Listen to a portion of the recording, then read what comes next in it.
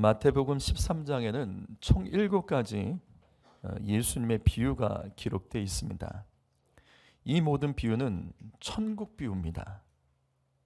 그 중에서 가장 중요한 비유가 여기 오늘 말씀 첫 번째 비유는 씨 뿌리는 자의 비유입니다. 이 씨 뿌린 자의 비유는 다른 6가지 천국 비유보다 내용이 깁니다.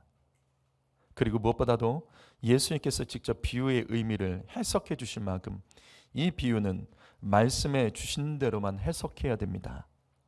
그리고 이것은 나머지 6가지 천국 비유 말씀, 그리고 예수님의 말씀을 해석하는 기준이 되는 말씀입니다. 씨 뿌리는 자의 핵심은 성도의 마음밭입니다. 하나님의 나라는 말씀을 듣는 성도의 마음밭이 가장 중요하다는 것을 강조하는 말씀입니다. 씨 뿌린 자의 비유는 말씀을 듣는 네 종류의 사람의 마음밭을 소개하죠. 길과 돌밭, 가시덤불, 좋은 땅. 여기서 밭은 말씀을 듣는 사람의 마음의 상태를 말합니다. 이러한 씨 뿌린 자의 비유는 이렇게 시작합니다. 씨를 뿌리는 자가 뿌리로 나아가서 여기서 씨를 뿌리는 자는 하나님입니다. 누가복음 8장 11절 말씀, 씨는 하나님의 말씀이기 때문에 씨를 뿌린 자는 하나님이십니다. 성도 여러분, 하나님은 오늘 이 시간도 우리의 마음밭에 말씀의 씨앗을 뿌리고 계십니다. 오늘 말씀은 씨 뿌린 자의 비유의 마지막 5번째 말씀으로서 좋은 땅, 옥토와 같은 마음밭에 대해서 지난 주일에 이어서 2번째 말씀을 드리겠습니다. 마태복음 13장 8절 말씀, 좋은 땅에 대한 말씀입니다. 한번 읽어볼까요? 읽습니다. 시작.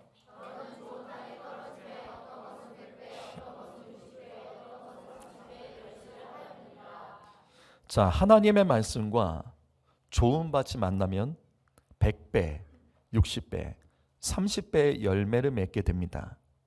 그런데 지금 이 말씀 보시면 예수님 굳이 이렇게 말씀하시죠. 어떤 것은 100배, 어떤 것은 60배, 어떤 것은 30배의 열매를 맺는다라고 말씀하십니다.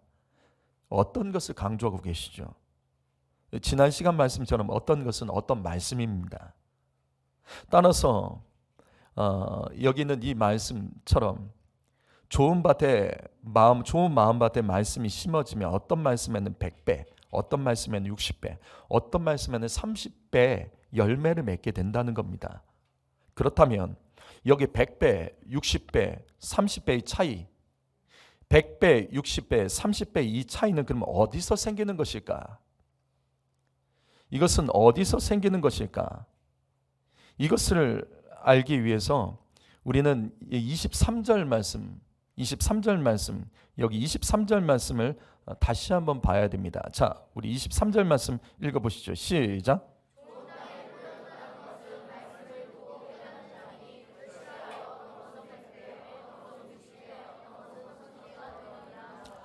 자, 좋은 땅에 뿌려졌다는 것은 말씀을 듣고 깨닫는 자니, 말씀 듣고 깨닫는 것.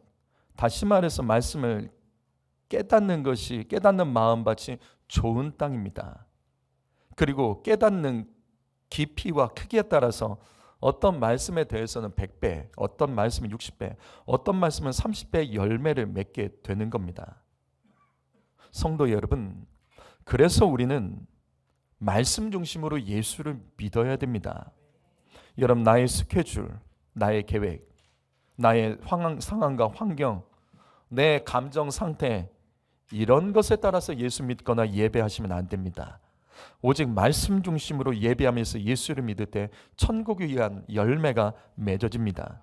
그래서 우리는 지난 시간에 말씀을 깨닫기 위해서 무엇을 해야 되는지 3가지 말씀을 나눴죠. 첫 번째는 이 기도할 때 말씀을 깨달을 수 있습니다. 하나님을 찾고 구하며 기도하는 자는 모든 것을 깨달을 수 있습니다. 또 하나님이 도와주셔야지만 두 번째로 깨달을 수 있습니다. 우리는 하나님이 들려주시는 만큼만 들을 수 있어요. 그리고 하나님께서 보여주시는 만큼만 우리는 볼 수 있고, 알게 하시는 만큼만 깨달을 수 있습니다. 그래서 하나님의 도움을 받아야지만 우리는 말씀을 깨달을 수 있습니다. 세 번째는 목회자의 도움을 받아야 말씀을 깨달을 수가 있죠. 성도 여러분, 하나님께서는 사람을 통해서 일하십니다. 그것이 하나님이 일하시는 방식이에요. 목회자는 이 땅에서 하나님의 말씀을 깨닫게 하는 도구로서 준비시키시고 훈련시킨 합법적인 사람입니다. 그래서 목회자의 도움을 받아서 말씀을 깨달아야 됩니다. 오늘은 지난 시간에 이어서 계속해서 말씀드립니다. 네 번째 말씀을 드립니다. 말씀을 깨닫기 위해서 우리가 해야 될 것은 수고할 줄 알아야 됩니다. 여기 23절 말씀을 다시 보시면 깨닫는다는 뜻은 헬라어로 이해하다, 받아들이다는 뜻이죠. 우리가 말씀을 듣고 깨달았다는 것은 나에게 주신 말씀, 그 말씀 속에서 하나님의 뜻과 계획을 이해하는 겁니다. 오늘 내가 들은 말씀은 나와 상관없는 말씀은 하나도 없습니다. 내가 꼭 들어야 될 말씀을 주님께서는 우리에게 주신 겁니다. 내가 꼭 들어야 될 말씀으로 받아들이는 것이 깨닫는 것입니다. 성경 말씀은 우연은 없습니다. 나와 상관없는 말씀이 단 하나도 없습니다. 하나님께서 지금 내게 그 말씀을 주시고 내가 듣고 있다면 그것은 주님의 뜻과 계획이 있습니다. 이것을 이해하십시오. 이것을 받으십시오. 이게 깨닫는 겁니다. 그래서 여기 23절 말씀을 다시 보시면 듣는 것과 깨닫는 것을 구분하고 있죠. 자, 가만히 앉아서 말씀을 들으면 깨닫는 거 아니에요. 목사가 앞에서 이렇게 말을 하면 깨닫는 게 아닙니다. 깨닫기 위해서는 말씀을 듣는 내가 해야 될 일이 있습니다. 말씀을 듣고 깨닫기 위해서는 여러분 수고를 할 줄 알아야 됩니다. 여러분은 지금까지 설교 말씀을 위해서 듣고 깨닫기 위해서 어떤 수고를 하셨습니까? 여러분 말씀 듣기 위해서 여러분은 어떤 수고를 하셨습니까? 말씀을 듣고 깨닫기 위해서 여러분은 어떤 수고를 하고 계십니까? 저는 오늘 두 가지 수고를 권면드리겠습니다. 첫 번째로 말씀을 깨닫기 위해서는 메모하는 수고를 하셔야 됩니다. 제가 부모님께 질문을 하죠. 부모 여러분, 여러분의 자녀들이 설교 시간에 설교 말씀을 메모하며 듣기를 원하세요? 아니면 그냥 집중해서 듣기를 원하십니까? 어떤 거예요? 메모하며 듣기를 원하세요? 아니면 내 자녀들이 그냥 집중해서 듣기를 원하세요? 다 똑같을 거예요. 다 똑같을 겁니다. 내 자녀들이 메모하면서 말씀을 듣기를 원하실 겁니다. 왜냐하면 수고하면서 듣는 것이 분명 유익이 있기 때문이죠. 그냥 듣는 것보다 메모하며 듣는 것은 좀 더 집중할 수 있고 좀 더 기억을 할 수 있으며 조금이라도 깨닫는 데 도움이 되는 건 분명합니다. 특별히 말씀 시간에 자주 조는 사람들이 있습니다. 말씀 꼭 메모하세요. 말씀 메모하세요. 메모하는 그 수고 때문에 설교 시간에 자꾸 조는 것, 그 습관 고쳐질 수 있습니다. 성도 여러분, 말씀을 조금이라도 더 이해하고 깨닫기를 원하신다면 메모하는 수고를 하십시오. 두 번째로 말씀을 깨닫기 위해서 우리가 수고해야 될 것은 성경 공부를 하는 수고도 하셔야 됩니다. 성경 공부 과정이 있으면 신청하시고 성경을 이해하는 데 도움이 되는 책을 사서 공부하고 수고하는 것을 하셔야 됩니다. 여러분 성경 공부가 왜 중요한지 아세요? 성경 공부가 왜 중요할까요? 성경 공부가 왜 중요하죠? 우리가 오해를 해요. 착각을 해요. 성경은 성경 저자가 나에게 쓴 말씀 아닙니다. 성경은 성경 저자가 나에게 쓴 말씀이 아니라고요. 성경에는 저자가 있고 분명히 그 말씀을 받는 수신자, 독자, 원독자가 있습니다. 따로 있는 거예요. 나에게 쓴 말씀이 아니에요. 예를 들면 로마서는 사도 바울이 누구에게 쓴 말씀이죠? 로마서는 사도 바울이 누구에게 쓴 말씀이에요? 지금 대신교회 성도들에게 쓴 말씀 아니죠? 2000년 전 로마 교회, 정확히 말하면 로마 교회 안에 있는 유대인 성도들과 로마인 성도들에게 쓴 말씀이 로마서입니다. 누가복음과 사도행전이요. 누가복음과 사도행전은 의사 누가가 누구에게 쓴 말씀이죠? 누구에게 쓴 말씀이죠? 독자가 정확히 있습니다. 데오빌로라는 사람입니다. 저와 여러분이 아니에요. 에스라, 느헤미야, 이건 그냥 이스라엘 백성에게 쓴 말씀이 아니에요. 이것은 바벨론 포로를 끌려갔다가 돌아온 유대인들에게 쓴 말씀입니다. 이처럼 성경은 분명히 배경과 수신자들, 그 말씀을 받는 원독자가 따로 있는 거예요. 그래서 성경을 공부하셔야 됩니다. 그 성경 말씀이 2002년에 여기 성남에서 예수 믿는 저와 여러분을 향하여 직접 기록된 말씀이 아니잖아요. 그 말씀은 원독자, 수신자가 따로 있는 말씀입니다. 그 말씀은 오늘날 우리를 향한 말씀으로, 그래서 듣기 위해서는, 그 속에 하나님의 음성을 듣기 위해서는 분명히 배경을 알고 이 말씀이 왜 이렇게 기록됐는지 그 배경을 분명히 아는 것이 중요한 거예요. 성경의 기본적인 지식이 풍성할수록 우리는 이 정해진 시간에 말씀을 듣는 이 말씀을 더 집중할 수 있고 더 풍성하게 이해하는 데 도움이 됩니다. 여러분, 여러분의 자녀 중에 공부하는 자녀가 있다면 학교에서 주는 교과서로만 공부시키는 가정 있으세요?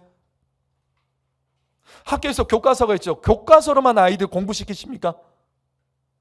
그런 가정 단 한 가정도 없죠. 교과서를 이해하기 위해서는 다양한 문제집과 참고서 등등 그런 것들을 사서 같이 공부를 시키잖아요. 그래서 학원도 보내고 과외도 시키잖아요. 그런데 평생 성경을 붙들고 살아야 된 우리들은 달랑 성경 한 권 가지고 예수 믿는다고요? 그게 가능하세요? 목사의 설교만 들으면 된다고요? 그게 아니에요. 수고하셔야 됩니다. 여러분, 목사도 설교할 때 성경만 가지고 설교한다고 생각하십니까? 목사는 성경 다 안다고 생각하세요? 성경만 가지고 설교하는 목사는 없습니다. 지금 이같이 하나의 설교를 위해서는 몇십만 원, 몇백만 원짜리 주석도 있습니다. 또 요즘에는 컴퓨터 파일로 만들어서 몇십만 원짜리 성경 프로그램, 헬라어, 히브리어, 사전 프로그램, 원어 등 이런 것들을 사용해서 목사가 설교하는 거예요. 목사도 설교하기 위해서, 말씀을 선포하기 위해서는 수고해야 됩니다. 성도 여러분, 선포되는 말씀을 깨닫기 위해서는 말씀의 대가를 지불하고 수고할 줄도 알아야 됩니다. 앉아서 편하게 말씀만 듣지 마시고 졸고 딴 생각하지 마시고 말씀을 깨달을 수만 있다면 여러분은 내가 할 수 있는 건 시간을 사용하고 돈을 써서라도 성경을 조금이라도 이해하는데 도움이 되는 그 성경 공부를 하셔야 됩니다. 여기 성도님들 중에는요, 평일에도 성경 공부 하시는 분들이 계십니다. 그런 것들을 쫓아다니는 분도 계십니다. 성도 여러분, 쉽게 예수 믿을 수 없어요. 쉽게 성경을 알 수 있는 방법은 없습니다. 수고하셔야 됩니다. 깨닫기 위해서는 수고하셔야 됩니다. 노력해야 됩니다. 힘쓰고 애쓰고 시간과 물질을 사용할 줄 아셔야 됩니다. 이같이 우리가 말씀을 깨닫기 위해서는 수고가 필요하다는 것을 놓치지 마시기를 예수님의 이름으로 축복합니다. 다섯 번째로, 들은 말씀대로 순종할 때 우리는 말씀을 깨닫고 열매를 맺을 수 있습니다. 여기 마가복음 4장 20절을 읽어보시겠습니다. 마가복음 4장 20절이요. 있습니다. 시작.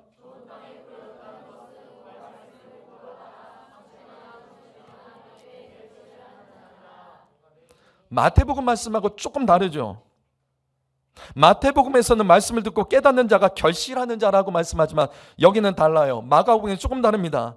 같은 말씀을 기록하고 있는 이 마가복음에서는 말씀을 듣고 받은 자가 결실한다라고 기록되어 있습니다.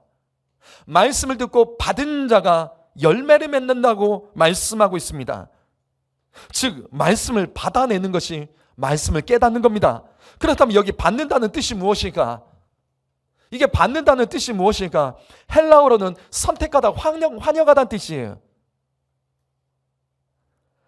말씀을 듣는 것과 받아들였다는 뜻은요, 이거는 다른 거예요. 말씀을 듣고 그걸 받아들였다는 것은 내가 그 말씀을 그 말씀대로 살기로 선택하는 거예요. 내가 그 말씀대로 살아가는 것을 기쁘게 여기는 것, 환영하면서 선택한다는 것이 말씀을 깨닫는다는 거예요. 성도 여러분, 잘 들으십시오. 말씀 듣고 슬퍼하는 사람들이 있죠. 말씀 듣고 힘들어하는 사람이 있어요. 말씀 듣고 우울해지고 오히려 말씀 듣고 답답해지고 시험에 두고 상처받는 거, 이건 깨달은 거 아니죠. 절대 깨달은 것 아닙니다. 말씀을 깨닫는 거는요, 그래, 그 말씀을 내가 받아들이기로, 그 말씀대로 살기로 선택하는 겁니다. 그 말씀을 기뻐하며 환영하기로 선택하는 것이 말씀을 깨닫는 겁니다. 그래서 말씀을 깨닫는 자가 열매가 있는 거예요. 왜? 그 말씀을 선택해서 그 말씀대로 살기로 결단하며 나가기 때문에 열매가 있는 것이죠. 말씀대로 살기 때문에 열매가 있는 것이죠.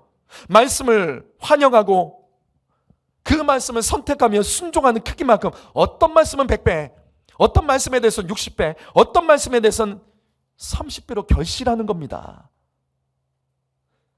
마가복음 10장 21절과 21절 말씀, 우리는 이 말씀을 지난 가시덤불에 대한 말씀에서 배웠습니다. 어느 날 한 부자 청년 관원이 예수님께 나와서 영생의 비결을 묻는 거예요. 부자였고 청년이고 관원입니다. 무슨 말이냐면 젊고, 그런데 성공해서 돈도 많고 거기다가 권력까지 있는 자입니다. 세상에서 말하는 가장 완벽한 사람이죠. 그런데 두려운 거예요. 이 땅에서 내가 이렇게 성공했지만 내가 죽은 다음엔 어떻게 될까? 그래서 영생의 비결을 물으러 예수님께 왔을 때 예수님께서 말씀하신 거예요. 이 말씀 보세요. 사랑하셔서 말씀하셨습니다. 그런데 부족한 것이 있는 것을 가르쳐 주셔요. 너는 이게 부족해. 근데 그게 그 사람에게 정확한 말씀이에요. 그래서 그 말씀이, 이 말씀을 듣고 말씀 때문에 슬퍼하며 근심하며 주님을 떠난 거예요. 사랑해서 주신 말씀을 듣고도 말씀 때문에 슬퍼졌어요. 그래서 주님과 멀어진 겁니다. 말씀 때문에 슬퍼져서 그 말씀을 듣지 않았기 때문에 말씀대로 살 수 없었던 거죠. 그래서 열매가 없는 겁니다. 천국에 열매가 없는 겁니다. 성도 여러분, 말씀 듣고 깨닫기를 원하신다면 어떤 말씀도 주님이 나를 사랑해서 주시는 말씀으로 환영하며 받아들이십시오. 나를 사랑해서 주시는 말씀으로 환영하며 듣고 순종하기로 결단하십시오. 그것이 말씀을 깨닫는 것입니다. 여러분, 착각하면 안 됩니다. 말씀을 듣고 은혜 받는 것을 깨닫는 것으로 착각하는 분들이 계십니다. 오늘 은혜 받았어. 오늘 내가 말씀 듣고 은혜 받았어. 이 깨달았어. 그거 깨닫는 거 아니에요. 그거 깨닫는 것 아닙니다. 여러분 살면서 말씀에 은혜 받았던 적 있죠? 말씀에 정말 은혜 받았던 적 있죠? 그래서 깨달았던 적 있죠? 깨달았다고 느꼈던 적. 그럼 다시 질문할게요. 여러분은 그 은혜 받은 말씀 때문에 삶에 무엇이 달라지셨습니까? 예수 믿은 오랜 기간 동안 은혜 받은 말씀 있죠? 은혜 받은 목사님, 한국 목사님, 외국 목사님, 강사들 은혜 받았잖아요. 그치요? 그래서 뭐가 달라지셨어요? 은혜 받은 그 말씀 때문에, 강의 때문에 달라진 게 뭐가 있냐고요? 우리 정직하자고요. 말씀은 은혜 받을 때 삶이 달라지는 게 아닙니다. 삶이 달라지고 열매 맺으려면 말씀에 순종해야 됩니다. 말씀의 순종은 반드시 우리의 삶에 선한 열매를 맺는 겁니다. 오늘 말씀에서 열매가 맺히는 것은 순종의 열매죠. 그냥 깨달았다? 아니에요. 깨닫는 것은 순종하는 겁니다. 말씀에 순종하기 때문에 열매가 맺히는 겁니다. 말씀에 감동받고 은혜 받는 신앙으로 멈추지 마십시오. 성경 공부하듯이 말씀 듣지 마세요. 그래서 바리새인과 서기관들이 나오는 겁니다. 그래서 성경 말씀을 그렇게도 잘 알고도 바리새인과 서기관들이 하나님의 아들 예수 그리스도를 알아보지 못하고 오히려 십자가에 죽이는 이 말도 안 되는 일이 벌어진 거예요. 성도 여러분, 말씀에 은혜 받고 감동받으려고 그런 유명한 목회자들, 강사들 따라서 그런 강의 따라다니는 그런 신앙 조심하십시오. 그거 길들여지면 귀만 커집니다.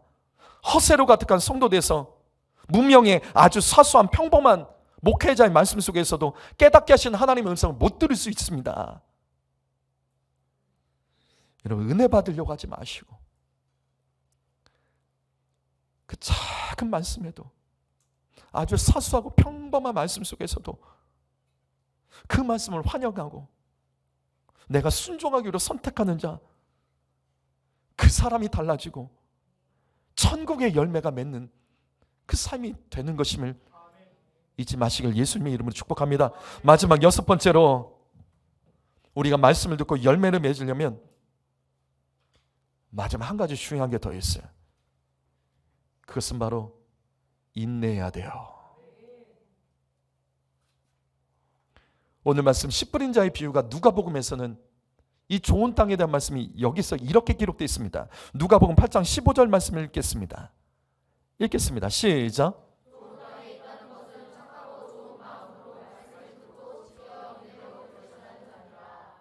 자, 보세요. 말씀을 듣고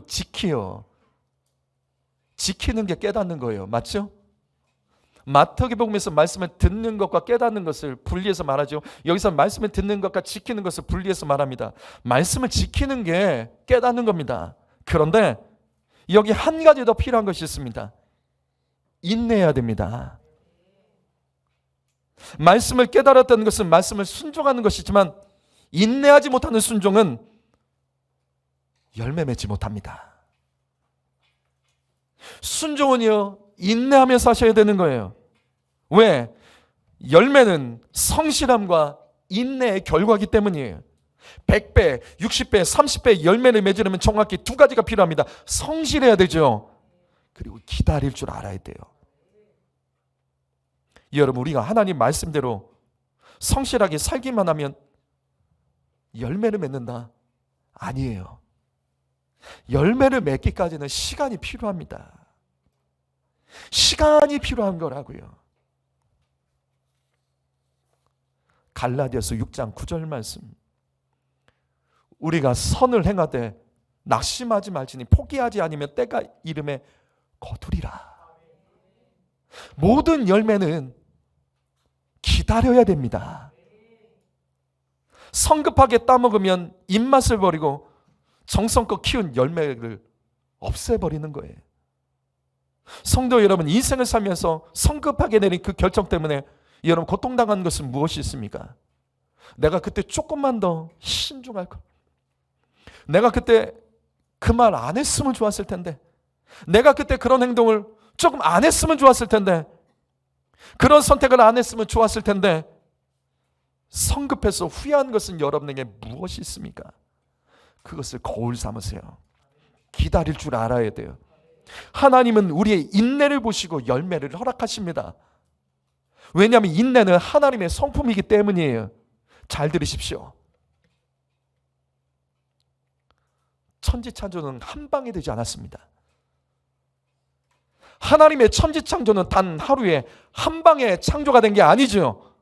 주님은 하루하루 성실하셨습니다. 주님은 인내하시며 6일 동안 과정을 밟으시고 하루하루 성실하게 천지를 창조하시고 마침내 7일째 안식하셨다고요. 성도 여러분, 열매 맺는 인생은 성실하기만 하면 되는 게 아닙니다. 성실하면서도 기다릴 줄 알아야 돼요. 인내하고 참을 줄 알아야 됩니다. 깨달을 때를 기다리며 열매가 무르익기를 기다릴 줄 알아야 돼요. 모든 일에는 하나님께서 정하신 때가 있기 때문이죠. 특별히 남성 여러분에게 제 권면 드립니다. 가정을 위해서 뭔가 한 방에 끝내려고 하지 마세요. 인생에서 한 방에 돈 벌려는 생각 버리십시오. 그건 하나님의 성품에 위배되는 겁니다. 한 방에 역전되게 시키려고 뭔가 하지 마세요. 당장 변화가 없어도, 당장 큰 변화가 없더라도 성실하게 하루하루 때를 기다리며 열매를 기다리며 살아야 합니다. 성실한 아버지, 당장 큰 변화가 없어도 기도하면서 인내하는 모습을 그 자녀들이 보고 배우고 있잖아요. 성실해도 인내할 줄 모르면 열매를 맺을 수 없는 겁니다. 이것은 자연의 법칙이고 하나님 나라의 원리입니다. 다시 반복합니다. 분명 성실해야 됩니다. 그러나 성실해도 조급하고 성급하면 한순간에 그 열매가 소멸됩니다. 잠깐 성실하고서 왜 나는 안 되냐며, 해봐도 안 됐다며, 이럴 줄 알았다며, 뻔하다며, 속았다며, 이러지 마십시오. 조금만 더 인내하세요. 인내하세요. 참된 성실은 인내할 줄 아는 것입니다. 야고보서 1장 4절 말씀, 인내를 온전히 이루라. 이는 너희를 첫 번째로 온전하게 하고 구비하게 하여 세 번째로 조금도 부지적함이 없게 하려 함이라. 이 말씀은 인내의 세 가지 축복을 기록하고 있는 말씀입니다. 여러분, 우리가 온전히 인내하면 삶이 온전해지고 구비되고 조금도 부족함이 없게 된다는 말씀입니다. 여기서 인내를 온전히 하면 첫 번째로 온전해진다. 이 온전해지는 뜻을 아십니까? 여러분, 이 말씀은 다 열매와 연결되는 말씀입니다. 여기서 온전해진다는 것은 완전하다는 거예요. 완성된다는 뜻입니다. 두 번째로 구비된다는 뜻을 아십니까? 구비된다는 뜻은 완전한 뜻도 있지만 이게 조금 달라요. 온전하다는 뜻과 좀 다릅니다. 이거는요, 성숙해지다는 뜻이에요. 깊어지다는 뜻입니다. 그래서 새 번역 성경에서는 성숙하다로 번역하고 있습니다. 마지막 세 번째로 조금 더 부족함이 없다는 뜻을 아십니까? 부족함이 없다. 이건 부족함이 1도 없는 상태를 말하는 거죠. 다시 말해서 이건 좀 풍성해지는 뜻입니다. 성도 여러분, 여기서 세 가지 모두는 열매를 가리킵니다. 즉 인내로 맺어지는 열매가 이와 같습니다. 인내하면 온전한 열매, 즉 완전한 열매요. 조금 더 상한 것이나 찌그러진 것이 없는 그런 열매를 맺게 됩니다. 그리고 열매가 아주 성숙해요.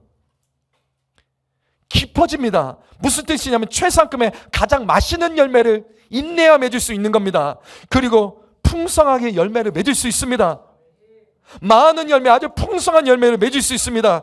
이 모든 것은 약간의 인내가 아니라 온전한 인내의 결과라고요. 바로 이것입니다. 말씀을 듣고 순종하는 것이 깨닫는 것이죠. 그러나 조금 순종하고 낙심하지 마십시오. 조금 순종하고 역전되는 변화와 열매를 기대하지 마세요. 조금 더 인내하셔야 돼요. 열매는 성실과 인내의 결과입니다. 인내하는 만큼 완성됩니다. 인내하는 만큼 성숙해지고 깊어지고 맛있어집니다. 인내하는 만큼 그 열매는 풍성해지는 겁니다. 그래서 마태복음 13장 23절과 누가복음 8장 15절 말씀처럼 씨 뿌린 자에 비해서 좋은 땅, 말씀을 깨닫는 자는 100배, 60배, 30배 열매를 얻는데, 이 모든 것은 말씀을 듣고 그것을 지키되 순종하되 인내하는 자이기 때문에 이같이 100배, 60배, 30배의 결실을 맺는 겁니다. 말씀 마무리하죠. 씨 뿌리는 자의 비유는 천국 비유입니다. 그래서 예수님께서 씨 뿌리는 자의 비유 마태복음 13장 1절에서 9절까지 말씀하신 다음에 바로 이어지는 말씀이 이 말씀입니다. 마태복음 10장 10절과 11절 말씀 보면 제자들이 먼저 예수님께 물어봐요. 예수님, 왜 이 비유를 우리에게 말씀해 주신 겁니까? 왜 이 비유를 우리에게 말씀해 주신 겁니까? 그러자 예수님께서 말씀하세요. 이것은 천국 비밀이 담겨 있는 것이다. 씨 뿌리는 자의 비유는 천국 비유입니다. 천국의 비밀이 담겨 있는 말씀입니다. 지난 시간까지 말씀처럼 길가에 굳어진 마음, 돌밭과 같이 상처 많고 두려움이 많은 마음, 가시밭처럼 이 땅의 재물에 대한 유혹 앞에서 넘어지는 마음밭, 이거 갈아엎지 못하면 천국의 비밀을 깨닫지 못해요. 천국의 비밀을 모르는 자가 어떻게 천국을 갑니까? 그래서 오늘 말씀처럼 말씀을 듣고 어떤 말씀도 기쁨으로 순종하는 자, 그리고 기다릴 줄 아는 자, 그 사람이 순종하여 인내한 크기만큼 100배, 60배, 30배로 아버지께서 갚아주시고 아버지께서 그들의 그 영광을 받으신다는 말씀이 오늘 말씀입니다. 성도 여러분, 우리는 지난 5주간, 오늘까지 5주간 이 씨 뿌리는 자의 비유의 말씀을 들었어요. 사실 오늘 말씀은 제가 평소에도 설교에 반영해서 계속 반복하는 말씀입니다. 어떤 분들은 그런 말씀을 들을 때 힘들어하는 분들이 계세요. 어려워하시는 분들이 계세요. 근데 분명히 예수님께서 말씀하셨잖아요. 저의 해석이 아니라 예수님께서 말씀하셨잖아요. 저는 정말 묻고 싶습니다. 여러분의 마음밭은 어떤 상태입니까? 수년 수십 년 예수 믿고 여기 모태신앙들이 여기 가득한데 여러분의 마음밭은 어떤 상태입니까? 내 마음밭을 알고 예수 믿고 계시는 겁니까? 내 마음밭에 만족하고 계십니까? 분명한 것은 천국은 마음밭의 상태로 결정됩니다. 하나님의 말씀은 완전해요. 그 말씀은 조금도 부족함이 없이 완전합니다. 근데 말씀 속에서 문제가 있다면 그것은 내 문제로 여기셔야 되는 거예요. 분명 목회자도 말씀을 바르게 전해야 될 사명이 있습니다. 목회자도 분명히 바르게 전할 사명이 있습니다. 그럼에도 불구하고 하나님께서 다 아세요. 부족한 목회자를 통해서 말씀을 전하게 하신 하나님 허락하셨기 때문이에요. 그 말씀 속에서도 그것이 성경 말씀에서 벗어난 말씀이 아니라면 들으셔야 돼요. 순종하지 않으면 열매 없습니다. 잠깐 순종하고 다 한 것처럼 그렇게 요란하지 마세요. 끝까지 순종해야 됩니다. 죽도록 충성하는 자가 생명의 면류관을 얻는 겁니다. 즉 인내하는 자, 오래 참음이 한결같은 자가 천국이 허락되는 겁니다. 사랑하는 성도 여러분, 천국은 그냥 하나님께서 구원받을 자 결정하셔서 그 사람이 가는 게 아니에요. 그러면 이 말씀이 필요가 없죠. 마음밭이 뭐가 필요해요? 하나님이 천국 갈 사람 결정했다면 마음밭이 뭐가 필요합니까? 그게 아니에요. 하나님이 하실 일도 있지만 내가 해야 될 일도 있는 겁니다. 이것을 놓치지 마세요. 그만 자라. 언제까지 자냐?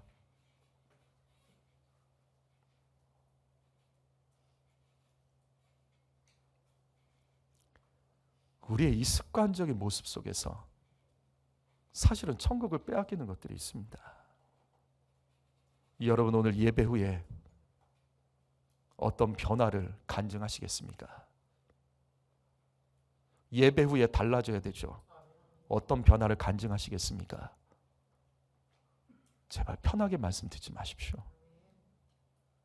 수고하면서 하나님의 말씀을 받기 위해 목회자도 해야 될 일이 있지만 성도도 해야 될 일이 있고 하나님도 하실 일도 있지만 우리가 해야 될 일도 있음을 기억하며 날마다 말씀 중심으로 예수 믿고 다 같이 천국 갑시다. 기도하겠습니다.